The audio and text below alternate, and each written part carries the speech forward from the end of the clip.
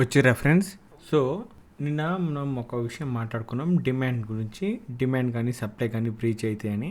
So demand breach అయింది ఇదే candle తోటి, మళ్ళీ అదే లెవెల్ అనేది టెస్ట్ చేసి ప్రైస్ అయితే డౌన్కి వచ్చింది. Okay fine. ఇప్పుడు డిమాండ్ ఏదైతే ఇక్కడ రిజెక్షన్ అనుకున్నాం కదా, ఇక్కడ రిజెక్షన్ చూసి మనము ఒక క్యాండిల్ పైన క్లోజ్ అయ్యి రిజెక్షన్ టెస్ట్ చేసి పోయింది పైకి. సేమ్ చూడండి, ఇక్కడ ఒక స్ట్రాంగ్ క్యాండిల్ క్లోజ్ అయ్యి మళ్ళీ దాన్నే రీటెస్ట్ చేసి డౌన్కి వచ్చింది. సో డిమాండ్ అన్న బ్రేక్ అవ్వచ్చు, పైన ఒక సప్లై ఉండే, సప్లై అంటే ఒక లైన్ ఉండే, ఆ లైన్ బ్రేక్ అవ్వచ్చు అనుకున్నాం. లైన్ సస్టైన్ కాలేదు, ప్రైస్ కొంచెం పైకి పోయినప్పటికీ మళ్ళీ వచ్చి లోపలిని క్లోజ్ అయింది. సో ఇక్కడ డిమాండ్ ఫెయిల్ అయింది కాబట్టి మనకు డిమాండ్ కింద మార్కెట్ అనేది కొంచెం బేరిష్గా ఉంటుంది. ఎప్పుడైనా సప్లై పైన ఎప్పుడైనా మార్కెట్ కొంచెం బుల్లిష్గా ఉంటుంది. ఇప్పుడు ప్రస్తుతానికి ఇక్కడ ఒక సప్లై ఉంది. సప్లై అంటే వెయిట్ చేయడం, అంటే ఇక్కడ సపోర్ట్ లాగా తీసుకోవడం, మళ్ళీ ప్రైస్ తిరిగి వచ్చి మళ్ళీ రెండోసారి బ్రేక్ అవ్వడం. సో ఈ రేంజ్ అనేది 56,333, 56,209. సో ఈ రేంజ్ దగ్గర మనకు ఒక చిన్న సప్లై అనేది క్రియేట్ చేసింది. ప్రస్తుతానికి కింద ఒక డిమాండ్ ఉంది 55,316, 55,096. ఇది డిమాండ్ ఎందుకు అంటే చూడండి, ప్రీవియస్గా ప్రైస్ సస్టైన్ అయ్యి బౌన్స్ అవుతుంటుంది. చూడు, ఎప్పుడైనా సరే సస్టైన్ అయ్యి బౌన్స్ అవుతుంటుంది కదా ప్రైస్, అప్పుడు అది చూడాలి ఎక్కడ లో క్రియేట్ చేస్తుంది అనేది. ఆ లో కిందికి మళ్ళీ ప్రైస్ అయితే పోలేదు కాబట్టి ఈ కింది లైన్ అనేది డ్రా చేస్తాం. పైన లైన్ మళ్ళీ ఇన్సైడ్ కూడా డిమాండ్స్ అనేది ఉంటాయి అన్నమాట. ఓకే, ఇవి చెక్ చేసుకుంటే మీకు క్లియర్గా అర్థమైపోతుంది ఎక్కడ డిమాండ్ ఎక్కడ సప్లై డ్రా చేసుకోవాలనేది.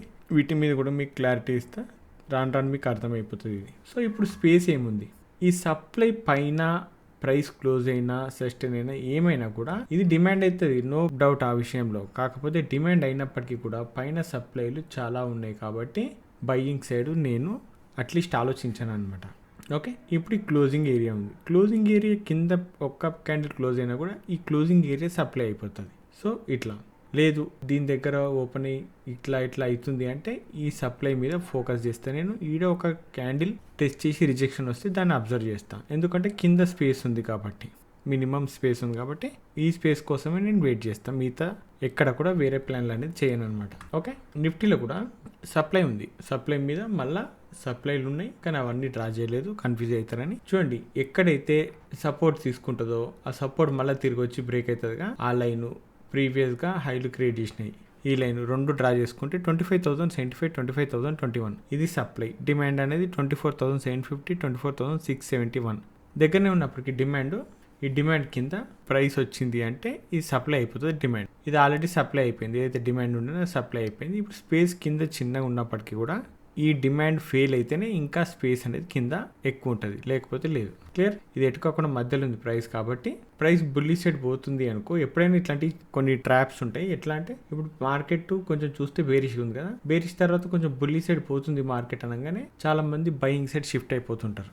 కానీ అది రిట్రేస్ అవుతుందిగా, ఎప్పుడైతే సప్లై ట్రిగర్ అవుతుందో మళ్ళీ అక్కడ నుండి జనరల్గా బేరిష్ సెట్ అనే అవకాశాలు ఉంటాయి అనమాట. ఇలాంటి సినారియోలు చాలా ఉంటాయి. మన కంటికి కనబడేది ఏదైతే ఉంటుందో అది కరెక్ట్ అని అనుకోవద్దు ఎప్పుడు కూడా. బేరిష్ మార్కెట్లో ఎందుకు బులిష్ మూవ్ వస్తుంది అనేది మనకు అర్థం కావాలి, క్లారిటీ. ఓకే, బేరిష్ అంటే మార్కెట్ ఓవరాల్గా బేరిష్కి వెళ్ళలేదు, బులిషే ఉంది. బట్ ఇది చిన్న కరెక్షన్, అంత మించి ఏం లేదు. సేమ్ సెన్సెక్స్లో కూడా ప్రీవియస్గా సపోర్ట్ తీసుకొని ఒక సప్లై క్రియేట్ చేసింది, అది బ్రేక్ చేసి ప్రైస్ కిందికి వచ్చేసరికి మనకు 82,295, 82,120 అనేది ఒక సప్లై క్రియేట్ చేసింది. ఈ సప్లై కొంచెం దూరం ఉన్నప్పటికీ డిమాండ్ దగ్గర ఉంది. ఆ డిమాండ్ 81,379, 81,140. ఓకే, చూడండి ఇక్కడ ప్రైస్ అనేది ఒక దగ్గర సస్టైన్ అయ్యి అక్కడ నుండి ప్రైస్ చాలా స్పీడ్గా బౌన్స్ అయింది. ఎప్పుడైతే పెద్ద మూమెంటం పెద్ద బౌన్స్ అనేది వస్తుందో అక్కడనే మ్యాక్సిమం డిమాండ్స్ అనేది ఉంటాయి, అవి మీరు అబ్జర్వ్ చేసుకోవాలి. ఓకే, క్రూడ్ కింద ఒక డిమాండ్ ఉంది, నో డౌట్ ఇది మంచి డిమాండే. 5,561, 5,551 ఇది మంచి డిమాండ్. ఇక్కడ చాలాసేపు కింద ట్రాప్ చేసి కూడా మళ్ళీ అంటే ఇక్కడ బేరి సైడ్ పోయినట్టు పోయి మళ్ళీ పైకి రావడం అంటే చాలామంది కన్ఫ్యూజ్ అయి ఉంటారు ఈ ఏరియాలో. సో ఈ ఏరియా ఇంపార్టెంట్. ఇక్కడ ఒక డిమాండ్ ఉంది అండ్ పైన కూడా ఒక డిమాండ్ ఉంది. ఇప్పుడు 5,669, 5,643. సో ఇది కూడా లేటెస్ట్ డిమాండ్. సో ప్రైస్ ఇక్కడ వచ్చి ఇక్కడ రిజెక్షన్ వస్తే దాన్ని మాత్రమే అబ్జర్వ్ చేస్తాం, మళ్ళీ మధ్యలో ఎక్కడ కూడా నేను ప్లాన్లు అనేది చేయను. Okay fine. న్యాచురల్ గ్యాస్ నిన్న ఒక డిమాండ్ గురించి మాట్లాడుకున్నాం. ఏ డిమాండ్ అది? 297.6, 295.0. ఈ డిమాండ్కి ప్రైస్ మళ్ళీ వచ్చి మళ్ళీ ఇదే ఏరియా నుండి రిజెక్షన్ అయితే వచ్చింది. ఇది ఒక పర్ఫెక్ట్ మూమెంటం వచ్చింది ఇక్కడ నుండి. బట్ సప్లై అనేది మీద ఉంది. ఏది 313.4, 311.3. ఈ సప్లై రెస్పెక్ట్ చేస్తుందా లేదా అనేది చూడాలి అంటే ప్రైస్ ఈ లెవెల్ టచ్ అయినాక ఇక రిజెక్షన్ అనేది చూసుకోవాలి. ఇట్లా ఈడొచ్చిందిగా రిజెక్షన్ క్యాండిల్. అట్లాంటి రిజెక్షన్ క్యాండిల్ వస్తే ఆ క్యాండిల్ మందం అనేది జనరల్గా రిస్క్ అనేది చేస్తుంటాను నేను. అది మంచి ఏరియాలో అనేది ఇంపార్టెంట్, అంటే ఏరియా అనేది ఇంపార్టెంట్. ఎడవాడతాడ రిజెక్షన్ వచ్చిందని చెప్పి బయింగ్ సెల్లింగ్ అయితే ప్లానింగ్స్ చేయను నేను. ఒక సప్లై డిమాండ్ అనేది ఇంపార్టెంట్. అంటే ఎక్కడ నుండి ఫాల్ అయింది, ఈ ఏరియా నుండి ఫాల్ అయింది, ఈ ఏరియా నుండి ఆల్రెడీ బౌన్స్ అయింది కాబట్టి మళ్ళీ సేమ్ ఏరియా బౌన్స్ అయింది, సేమ్ ఏరియా సప్లై అనేది ఉంది కాబట్టి ఇది అబ్జర్వ్ చేయాలి. చాలా ఇంపార్టెంట్ ఏరియాలు అనమాట ఇవి. ఓకే, సిల్వర్ మైక్రో ఒకటే డిమాండ్ ఉంది, ఇంకా వేరే లేవు. ఆ డిమాండ్ ఏంటంటే 1,04,460, 1,04,150. ఇది ఒకటే డిమాండ్. ఒకవేళ ప్రైస్ ఇంత కిందికి వస్తుందని నేను అనుకోవట్లేదు. ఒకవేళ వచ్చినా కూడా ఈడ నాకు పర్ఫెక్ట్ రిజెక్షన్ వస్తేనే ఇక్కడ నుండి కొంచెం బుల్లిష్గా ఉంటా. అది కూడా ఎక్కడి వరకు ఉంటా అంటే చూడండి, ఫాల్ ఎక్కడికి వెళ్ళి అవుతుంది, ఇక్కడికి వెళ్ళి, అవునా. సో ఇది ఫాల్ అయినప్పుడు ఇది ఎండ్ అయిపోయింది ఫాలింగ్. ఇక్కడ నుండి బుల్లిష్ మూవ్ స్టార్ట్ అయినప్పుడు మళ్ళీ ఇది రికవరీ అనమాట. రికవరీ ఏరియాలు ఇవన్నీ రికవరీ ఏరియాలు. అంటే ఆల్రెడీ సెల్లర్స్ ఇక్కడ నుండి సెల్ చేసి ఉంటారు కాబట్టి దీని మీద ఎస్ఎల్ ఉంటాయి అన్నమాట. అదొక థియరీ. ఎక్కడి నుండి ఫాల్ అవుతుందో ప్రైస్ దాని మీదకి పోతేనే ఇలా ఎస్ఎల్ హిట్ అవుతాయి అని. సో ఇక్కడ ఉన్నాయన్నీ కూడా చాలా ఇంపార్టెంట్ ఏరియాలు అనమాట. సో ఈ ప్రైస్ అనేది చూడు, ఇవన్నీ చాలా ఇంపార్టెంట్ ఏరియా. ఈ ప్రైస్ అనేది బ్రీచ్ చేయాలి లెక్క ప్రకారం అయితే, ఓకే. కానీ ఇది చేస్తుందో లేదో తెలియదు. అందుకే ఇక్కడ డిమాండ్ కోసం వెయిట్ చేస్తాను నేను. ఓకే, ఇది ఇప్పుడు ఇట్లా డైరెక్ట్ పోతుందా అంటే జనరల్గా పోవు. ఒకవేళ పోయినా ఆశ్చర్యం లేదు, మనకు మార్కెట్ ఒకలా ఉండదు కదా. సరే, ఇప్పుడు ప్రైస్ జిగ్జాగ్ అవుతూ మెల్లమెల్లంగా ఈ డిమాండ్ కాడికి వచ్చి ఇక్కడ నేను అనుకున్నట్టు రియాక్షన్ ఇస్తే కానీ నేను ప్లాన్ చేయను, లేకుంటే లేదు. ఇంకా వేరే ప్లాన్ అనేది ఏం లేదు. మధ్యలో ఏడవాడతాడు చేసి యూజే లేదు దీంట్లో. ఫైన్. సరే, మీకు ఇవాళ నుండి క్యాండిల్స్ మీద కానీ మూమెంటమ్స్ మీద కానీ స్వింగ్స్ మీద కానీ only candle related price action ఏదైతే ఉంటుందో దాని గురించి ఒక్కొక్క ఇంపార్టెంట్ టాపిక్స్ చెప్పుకుంటూ వస్తా. మేబీ అది ఇంట్రెస్ట్ ఉంటే చూడండి, లాస్ట్లో చెప్తా వీడియోకి. ఫైన్. ఎప్పుడైతే బయ్యర్ ఉంటాడు కదా, ఒక సెల్లర్ కూడా ఉంటాడు. బయ్యర్ సెల్లర్, ఇప్పుడు సెల్లర్ అగ్రెసివ్ అయ్యిందనుకో ఆటోమేటిక్గా బయ్యర్ కూడా అగ్రెసివ్ అవుతాడు. బయ్యర్ అగ్రెసివ్ అయ్యిందనుకో ఆటోమేటిక్గా సెల్లర్ కూడా అగ్రెసివ్ అవుతాడు. ఎట్లా తెలుస్తుంది అంటే చూడండి, మనకు సెల్లర్ అగ్రెసివ్ అవ్వడం అంటే దూరం బై చేసుకుంటూ పోవడం. ఆ దూరం బై చేసుకుంటూ పోవడము అగ్రెసివ్గా అంటే దాని మీనింగ్ యాక్చువల్లీ పెద్ద క్యాండిల్ క్రియేట్ అవుతుంది. పెద్ద క్యాండిల్, ఓకే. సేమ్ బుల్లి సైడ్ కూడా పెద్ద క్యాండిల్ అనేది క్రియేట్ అవుతుంది. ఇది రిటైలర్ల మైండ్లో ఏముంటుంది? అంటే ఇది పెద్ద క్యాండిల్ చూస్తారు కదా, చిన్న క్యాండిల్తో కంపేర్ చేసుకుంటారు. ఇది చిన్న క్యాండిల్ కాబట్టి బేరిష్ క్యాండిల్. ఆ బేరిష్ క్యాండిల్తో కంపేర్ చేసి పెద్ద క్యాండిల్ చాలా స్పీడ్గా ఫాల్ అవుతుంది, మార్కెట్ కిందికి పోతుంది అనేది డిసైడ్ చేసుకుంటాడు రిటైలర్. అప్పుడు సెల్లింగ్ చేస్తుంటాడు. గుర్తుపెట్టుకోండి, రిటైలర్ సెల్ చేస్తాడు ఈ క్యాండిల్ ఫామ్ అయినాక. క్లియర్? నేను అందరు రిటైలర్లమే, కానీ ఇక్కడ రిటైలర్ అనడం వేరు. ఈ రిటైలర్ మైండ్ సెట్ లేని వాళ్ళు కూడా ఉంటారు కొంతమంది. అది చేంజ్ అవ్వాలి first, okay. Retailer mind set ఉన్నంతకాలం లాసే ఫేస్ చేస్తుంటారు. ఓకే, మీకు ఎంత పెద్ద ట్రేడర్ అయినా ఎంత మంచి ట్రేడర్ అయినా కూడా లాసెస్ వస్తాయి, కానీ దాన్ని యాక్సెప్ట్ చేసే రేంజ్లో ఉండాలి, కొంపలు కొల్లేరయ్యే రేంజ్లో ఉండొద్దు. ఓకే. ఇప్పుడు ఆర్ సెల్లింగ్ అంటే రిటైలర్లకు సెల్లింగ్ మైండ్లోకి వస్తుంది ఈ క్యాండిల్ చూసి.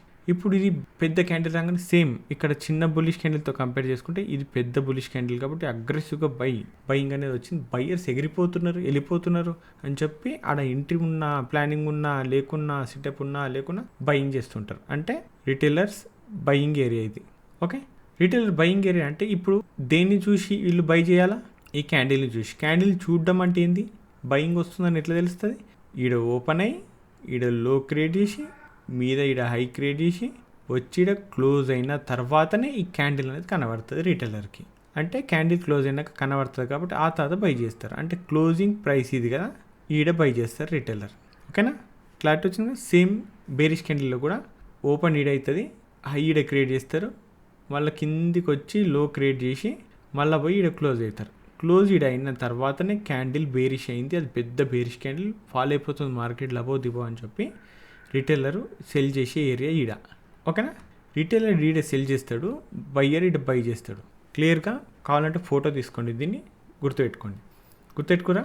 ఇప్పుడు చూద్దాం ఈ పెద్ద క్యాండిల్ ఏం చేస్తాయి అనేది. పెద్ద క్యాండిల్కి బుల్లిష్ క్యాండిల్లో బై చేస్తాడు, నో డౌట్ అలా.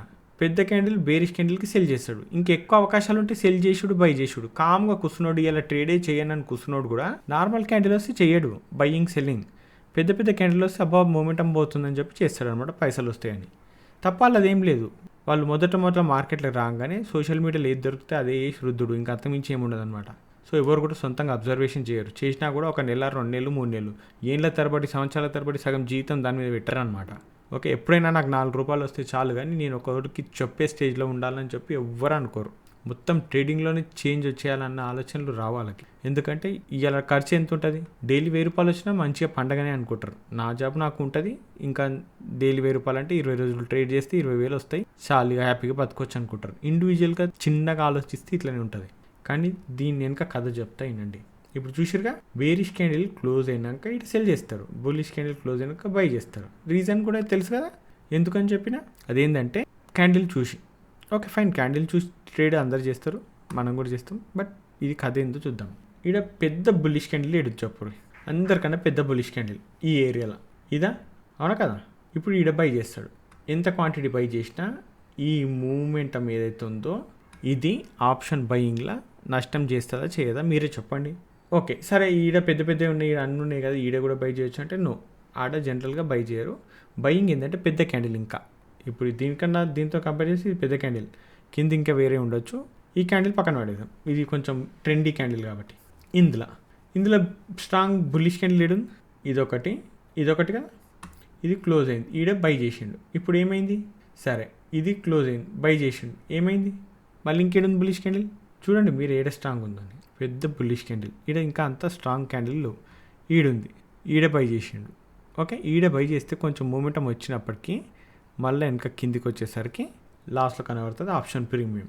సరే, ఇది బుల్లిష్ మార్కెట్లోనే బుల్లిష్ క్యాండిల్ కరెక్ట్గా పనిచేయనప్పుడు, బేరిష్ క్యాండిల్ వచ్చినప్పుడు సెల్ చేస్తారు. వాళ్ళ పరిస్థితి ఏందో చూసుకుందాం.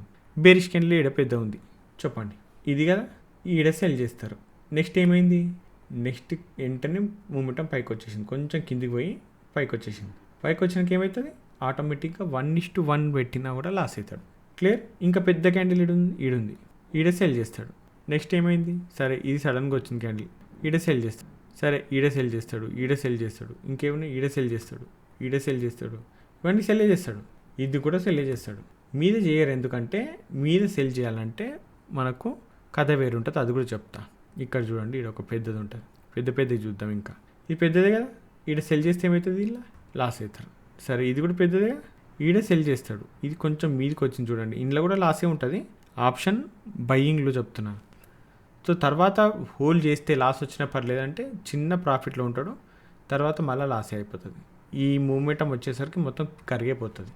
సరే ఇవి పెద్దయా, ఓకే ఇది పెద్దది, ఈడ ఒకవేళ సెల్ చేస్తే ఇది ప్రాఫిట్ వస్తుంది, ఫైన్. కానీ యాక్చువల్గా ఎక్కువ క్వాంటిటీ యాడ్ అయ్యేది ఈడ సెల్ చేస్తాడు.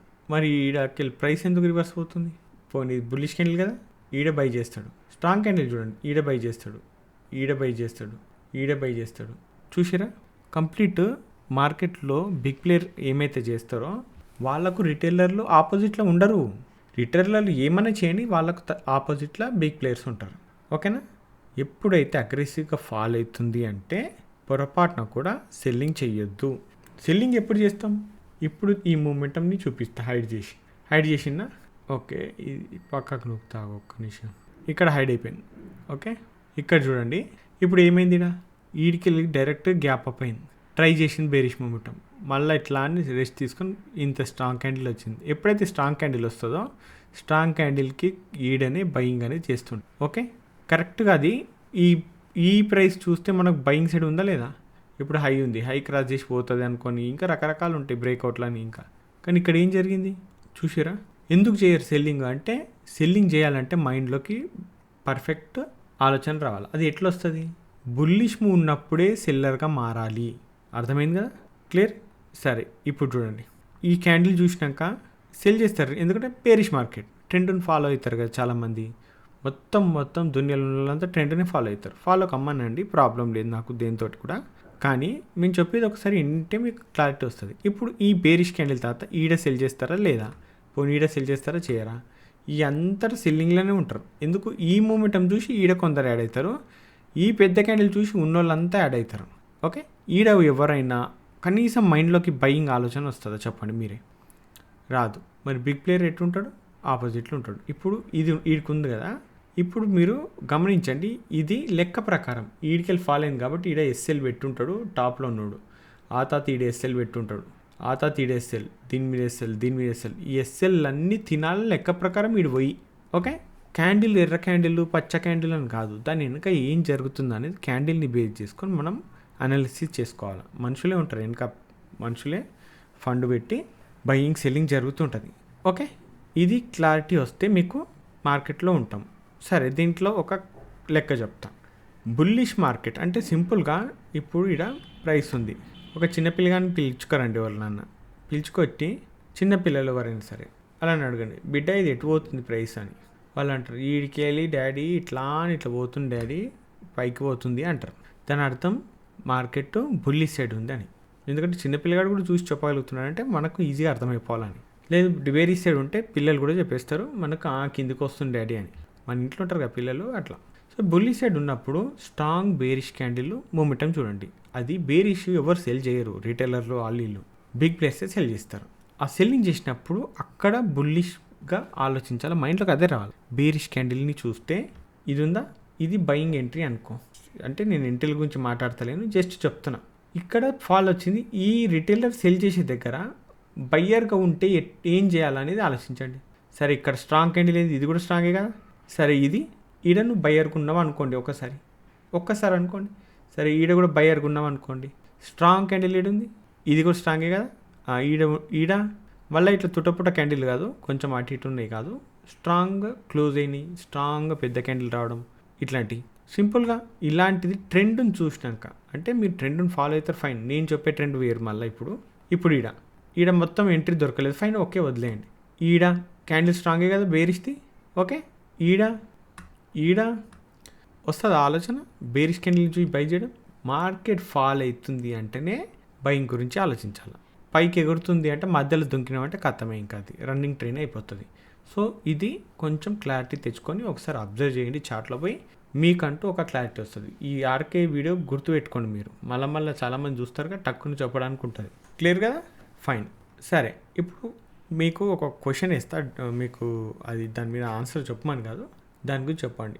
ఫస్ట్ నేను కొన్ని క్యాండిల్ల మీద మాట్లాడుకుందామా మనము, దాని లాజిక్స్ కానీ దాని థీరీస్ కానీ ఏమన్నా, లేకపోతే మూమెంటం గురించి మాట్లాడుకుందామా, లేకపోతే స్వింగ్స్ గురించి మాట్లాడుకుందామా? ఈ మూడిట్లో ఏదో ఒకటి చెప్పు. రెగ్యులర్గా ఇట్లా ప్రైస్ యాక్షన్ గురించి ఎక్కువ మాట్లాడుకుందాం. రాను మొత్తం క్లారిటీ వచ్చేసి ప్రైస్ యాక్షన్ మీద. ఇవి మళ్ళీ ఇంకేదో బుక్కులు దొరుకుతాయి, ఏదో ఆన్లైన్లో దొరుకుతుంది, ఇంటర్నెట్లో దొరుకుతుంది, ఇంకేదో యూట్యూబ్ ఛానల్ దొరుకుతుంది, టెలిగ్రామ్ దొరుకుతుంది అంటే నో. కంప్లీట్ 100% నేను చెప్పే థిరీలు నేను చేసేటివే. నేను చెప్పే ప్రైస్ యాక్షన్ మీకు ఎక్కడ దొరకాలన్నా కూడా ఈ వీడియో తర్వాతనే దొరుకుతుంది. ఓకే, ఈ వీడియో తర్వాతనే మీకు ఎక్కడ దొరకాలి తప్ప వీడియోకి ముందు అయితే ఇలాంటి క్లారిటీ అయితే ఉండవు. ఇదైతే కన్ఫామ్గా చెప్తాను. క్లియర్గా ఈ మూడిట్లలో దేని గురించి మాట్లాడితే బెటర్ అనేది చెప్పండి. ఎందుకంటే ఫస్ట్ క్యాండిల్ ఇంపార్టెంట్ అందరికన్నా. క్యాండిల్ నుండే మూమెంటం నుండే స్వింగ్స్ అనేది వస్తాయి. సో క్యాండిల్ అర్థమైందంటే ప్రతిదీ అర్థమైపోయినట్టే మార్కెట్లో ప్రైస్ యాక్షన్. క్లియర్ కదా, ఫైన్. సో ఫ్రెండ్స్, ఈ వీడియోలో మాత్రం ఇంతే. మళ్ళీ రేపటి వీడియోలో మళ్ళీ మాట్లాడుకుందాం. అంతవరకు ఉంటాను, బాయ్.